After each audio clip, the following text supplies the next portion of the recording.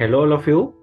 আমি যেটো অৰ্গেনাইজেশ্যনৰ লগত জড়িত হৈ আছো হেতু হৈছে Modicare আৰু Modicare অৰ্গেনাইজেশ্যনটো 30 মাৰ্চ 1996 ৰ পৰা ভাৰতবৰ্ষত আছে আৰু বিভিন্ন উপায়েৰে ভাৰতবৰ্ষৰ মানুহখিনি সহায় কৰি আহিছে।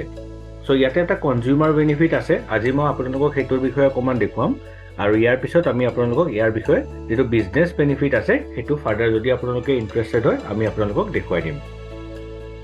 সো কনজিউমাৰ বেনিফিট কেনেকুৱা হয় ধৰক ইয়াতে মই এটা উদাহৰণ দিছো যে ধৰক মাৰ্কেটত নৰ্মেল যেটো মাৰ্কেট হয় তাতে কোম্পানী এটা যেতিয়া এটা প্ৰডাক্ট বনোৱাৰ পিছত সেই প্ৰডাক্টটো ডাইৰেক্টলি কাস্টমাৰ এজনে নাপায়। কি হয় ধৰক কোম্পানীৰ প্ৰডাক্টটো বনোৱাৰ পিছত এডভাৰটাইজমেন্ট কৰে তাৰ পিছত প্ৰডাক্ট বিলাক ডিস্ট্ৰিবিউটৰ বিলাকে লৈ যায়, হোলসেলাৰ বিলাকে তাৰ পিছত নিব, তাৰ পিছত হোলসেলাৰৰ পৰা ৰিটেইলাৰ বা শপিং মলৰ ওচৰলৈকে প্ৰডাক্ট বিলাক যায় যৰ পৰা কাস্টমাৰ এজনে কিনি লয়। সো কোম্পানী যদি প্ৰডাক্টটো 10 টকাত বনায় এই মাজৰ মানুহবিলাকৰ মাজেদি বাগৰি যাওঁতে প্ৰডাক্টটো আপোনাৰ 100 rupees হৈ যায়।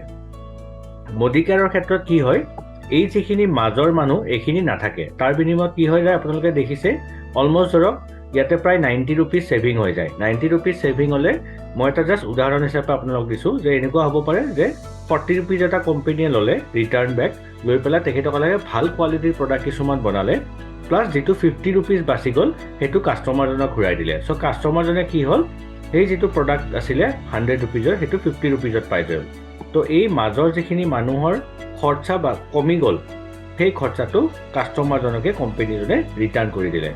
সো হেতু এটা এক্সাম্পল বুজিবৰ কাৰণে মই আপোনালোকক কেনেকৈ এই মাজৰ মানুহৰ খৰচখিনি বাছি যে গল কোম্পানীটোৱে কাস্টমাৰক কেনেকৈ ঘূৰাই দিয়ে মই অকমান দেখুৱাই দিছো।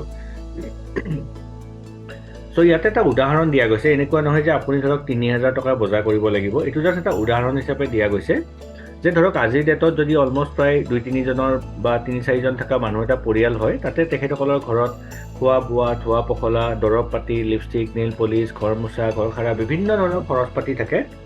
ঘৰ ভাড়াটোৰ বাহিৰে তাৰ বাহিৰেও বিভিন্ন ধৰণৰ খৰচ থাকে।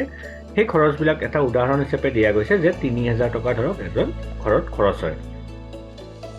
12 মাহত কিমান খৰচ হয় 12 3 গুণ 36000 টকা। এতিয়া আপুনি যদি নৰ্মেল মাৰ্কেটৰ পৰা কিনে আপুনিটো এই সিস্টেমতে কিনিব তাৰ কাৰণে কি হৈ গল আপোনাৰ খৰচটো প্ৰায় 36000 হৈ থাকিব। হয়তো কেতিয়াবা অকমান কবাত 200-500 টকা কমাই দিব পাৰে। কিন্তু Modicareত এই খৰচটো 50% লৈ কমি যাব। কেনেকে কাৰণ এই মাজৰ মানুহখিনিটো নাথাকিব তো ইয়াৰ বেনিফিট খিনি কেনেকে ৰিটাৰ্ণ দিব এই 4টা সিস্টেমৰ দ্বাৰা 4টা সুবিধাৰ দ্বাৰা আপোনাক ইয়াৰ পৰা ওই মাজৰ পইচাখিনি ঘূৰাই দিয়া হয়। কেনেকুৱা প্ৰথমতে কি হ'ব আপুনি যেতিয়া বস্তু কিনিব এমআৰপিত কিনিব নালাগে আপুনি এটা ডিসকাউন্টেড ৰেটত কিনিব আৰু এটো ডিসকাউন্টেড আপ টু 20-50% লৈকে গুছি যায়। সো মই ইয়াতে জাস্ট এটা এক্সাম্পল দিবৰ কাৰণে আপোনালোকক 10% ধৰিছো।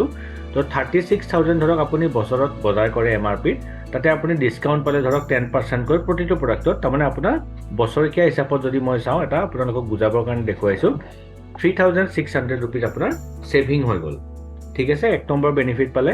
2 নম্বৰ আপুনি যেটা বজাৰ কৰিব আপুনি ইনস্ট্যান্ট গিফট পাব। ধৰক আপুনি 1000 টকাৰ বজাৰ কৰিলে 100 টকাৰ বস্তু ফ্ৰী, 2000 কৰিলে 200 টকা, 3000 কৰিলে 300 টকা, 5000 কৰিলে 500 টকা এনেকুৱা কিছুমান প্ৰডাক্ট ফ্ৰী পায়। তো ইয়াতে আপুনি 3000 বজাৰ কৰিছে তাৰমানে প্ৰতি মাহতে 300 কৈ পাব। সো 12 মাহত কিমান পাব 12 3 গুণ 3600 টকা। 3 নম্বৰ বেনিফিট কি দিব আপোনাক যে আপুনি যদি আমাৰ লগত কন্টিনিউয়াস হিচাপে থাকে যেনেকৈ আমি বিভিন্ন দোকানত গলে যেতিয়া আমি কন্টিনিউয়াসলি শপিং কৰো আপোনাক কিছুমান কি হয় ডিসকাউন্ট দিয়ে বেনিফিট দিয়ে। সেম তেনেকৈ ইয়াতে কি হয় যদি ধৰক আপুনি 6 মাহ কন্টিনিউয়াসলি বজাৰ কৰে ধৰক ইয়াতে আমি এক্সাম্পল দিছিলো যে 3000 কৈ আপুনি বজাৰ কৰি আছে এটো জাস্ট এটা উদাহৰণ দিয়া গৈছে যে 6 মাহ বজাৰ কৰিলে 3000 কৈ 7 নম্বৰ মাহত এখন কুপন আহিব 3000 টকাৰ এক্টিভেট হৈ যাব কুপন এখন ফ্ৰী বজাৰ কৰিব পাৰিব 7 নম্বৰ মাহটোত। আকৌ 6 মাহ যদি আপুনি কন্টিনিউ কৰে 7 নম্বৰ মাহটোত আপুনি 3000 টকাৰ আকৌ এখন কুপন পাব ফ্ৰী শপিং কৰিব পাৰিব। আৰু যেহেতুকে আপুনি এই মাহত এটো 6 মাহ কমপ্লিট কৰি এখন কুপন ললে আকৌ নেক্সট 6 মাহ কমপ্লিট কৰি এখন কুপন ললে যেহেতুকে আপোনাৰ 6 মাহ একেলগে 12 মাহ হৈ গল। সো কোম্পানী এই যেখন সেকেন্ড কুপন তাৰ লগত নিজৰ ফালৰ পৰা এখন এক্সট্ৰা কুপন আপোনাক দি দিয়ে তাৰমানে আপুনি একেলগে 3000 কৈ তিনিখন কুপন আপুনি ফ্ৰী পাই যায়। 7 নম্বৰ মাহত এখন পাব আকৌ নেক্সট 7 নম্বৰ মাহত একেলগে আপুনি দুখন কুপন পাব। এটো এটা বেনিফিট হৈ যায় যেটো লয়ালিটি কাস্টমাৰ বা কনজিউমাৰ যিসকল প্ৰিমিয়াম কাস্টমাৰ যিসকল আমাৰ লগত কন্টিনিউয়াস হিচাপে থাকে তেখেতসকলক দিয়া যায়। তাৰ লগতে প্ৰতি মাহে ক্যাশবেকো পায়। সো ধৰক ইয়াতে আপুনি এইখিনি বজাৰ কৰাৰ বিনিময়ত প্ৰতি মাহতে আপোনাৰ বেংকৰ একাউণ্টত 200 টকাকৈ আহে, 12 মাহত 2400 টকা আহিব। এতিয়া কি হ'ল, আপুনি খৰচ কৰিছিলে 36,000, আপুনি ডিছকাউণ্ট পালে 3,600, ফ্ৰী প্ৰডাক্টত 3,600 পালে বছৰেকীয়া হিচাপত, 9,000 টকাৰ আপুনি ফ্ৰী কুপন পালে, ফ্ৰী বজাৰ কৰিব পাৰিলে, বেংকত একাউণ্টত কেছবেক আহিলে 2400 টকা। সো আপুনি 36,000ৰ পৰা এই গোটেইখিনি যদি মাইনাছ কৰি দিয়ে, আপোনাৰ ইয়াৰলি খৰচটো কিমান হ'ব, 17,400 টকা। ইয়াতে আপুনি মাৰ্কেটত কি দি আছে, 36,000 খৰচ কৰি আছে, ইয়াতে আপোনাৰ 17,400 হৈ আছে। কিহৰ কাৰণে, মাৰ্কেটত আপোনাৰ এই মাজৰ মানুহবিলাকৰ তাত গৈ আছে যিহেতুকে, চ' গতিকে আপোনাৰ খৰচটো কমাব নোৱাৰে, কাৰণ মাজৰ মানুহৰ খৰচ হৈছে, গতিকে আপুনি ইয়াতে 36,000তে কিনিবলগীয়া হৈছে। মডিকেয়াৰত মাজৰ মানুহখিনি নাই, খৰচটো বাচি গৈছে, কাষ্টমাৰজনক ৰিটাৰ্ণ কৰি দিছে, 17,400তে আপোনাৰ খৰচটো হৈ গৈছে। চ' চাওক, ইয়াতে আপোনাৰ মাহৰ খৰচ যদি আমি চাব যাওঁ, প্ৰায় 1500 টকাৰ ভিতৰত আপোনাৰ ঘৰখন চলি গৈছে, ইয়াতে আপুনি 3,000 টকা দিবলগীয়া হৈছে। চ' এইটো এটা মডিকেয়াৰৰ কনজিউমাৰ বেনিফিট প্ৰগ্ৰেম হয়। চ' আপুনি ইয়াতে শ্বপিং কৰি এনেকুৱা বেনিফিট কিছুমান ল'ব পাৰে। চ' যিটো প্ৰডাক্টৰ দাম ধৰক MRP পেকেটটোৰ ওপৰত লিখা আছে, প্ৰডাক্টটোৰ ওপৰত লিখা আছে, তাৰ পৰা অলমষ্ট 50% আপোনাৰ কমি যাব যদি আপুনি ইয়াৰে পাৰ্মানেণ্ট কাষ্টমাৰ হয়। ইয়াৰে বিজনেছ বেনিফিট আছে, ফাৰ্ডাৰ আপুনি ইণ্টাৰেষ্ট হ'লে আমাক কণ্টেক্ট কৰিব, আমি ইয়াৰ বিষয়ে জনাই দিব পাৰিম।